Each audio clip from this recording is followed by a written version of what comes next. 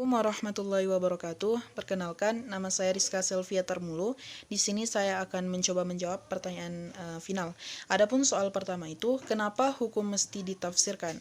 Nah, jelaskan beserta metode penafsiran. Nah, adapun beberapa alasan yang saya akan kemukakan bahwasanya hukum itu perlu ditafsirkan. Adapun alasan yang pertama itu, bahwasanya hukum tertulis itu tidak semena-mena bisa mengikuti perkembangan zaman. Karena masyarakat sudah berkembang, artinya di sini masyarakat mempunyai hal-hal yang baru yang memang hukum itu harus sesuai dengan kondisi masyarakat tersebut. Nah, oleh karena itulah perlunya penafsiran hukum di sini. Adapun alasan yang kedua itu karena hukum ketika hukum itu sudah mulai dibentuk, tidak semua tercantum di dalamnya. Nah, ketika sudah mulai dibentuk, maka mulai muncul persoalan-persoalan yang mana tidak ada jawaban di dalam hukum tersebut. Nah, oleh karena itulah pentingnya penafsiran hukum di sini. Nah, adapun alasan yang ketiga itu di dalam pasal undang-undang, khususnya undang-undang, maka di situ pasalnya masih tercantum secara umum. Oleh karena itulah perlunya penafsiran hukum agar lebih khusus, agar lebih mudah dipahami. Nah, selanjutnya ada metode-metode penafsiran hukum. Ada beberapa metode penafsiran hukum. Yang pertama itu ada penafsiran tata bahasa. Nah, penafsiran di sini dengan cara menafsirkan atau memaknai kata yang ada di dalam undang-undang. Nah, dengan itu lebih mudah memahaminya. Contohnya seperti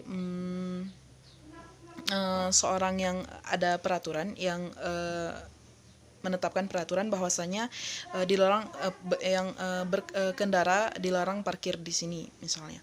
Nah, di situ dijelaskan hanya dikatakan kendara.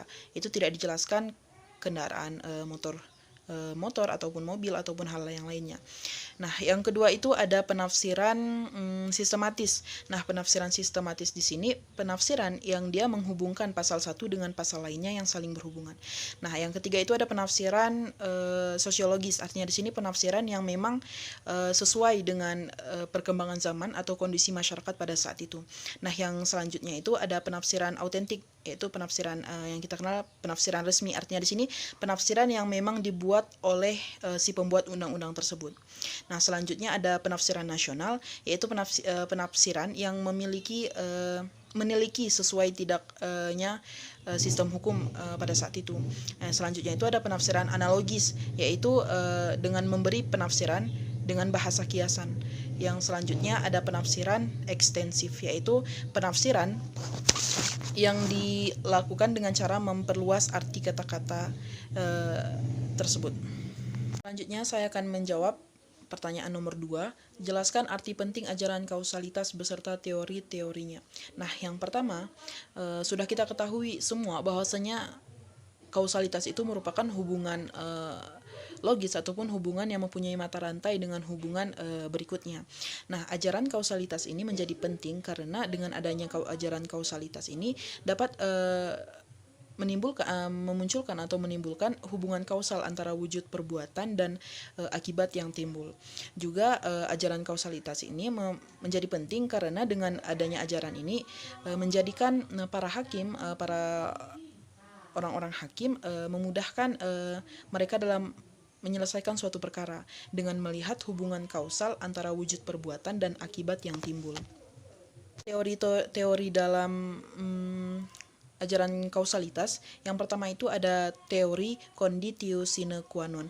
Nah, teori ini memiliki sudut pandang bahwasanya di sini tidak membedakan mana faktor syarat dan faktor penyebab. Akibatnya di sini akan adapun kelemahannya itu akan menimbulkan ketidakadilan. Karena apa? Karena di sini tidak membedakan mana faktor syarat dan mana faktor penyebab.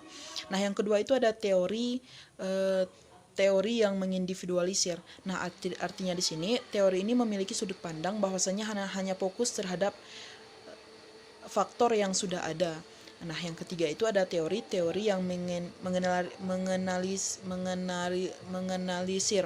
Nah, di dalam teori ini berpendapat bahwasanya hanya mengambil faktor yang menurut akal saja yang secara wajar dapat menimbulkan akibat. Menjawab soal nomor 3, yaitu jelaskan tentang daya paksa, bela paksa, dan bela paksa melampaui batas beserta contohnya. Nah, yang pertama saya akan menjawab tentang daya paksa.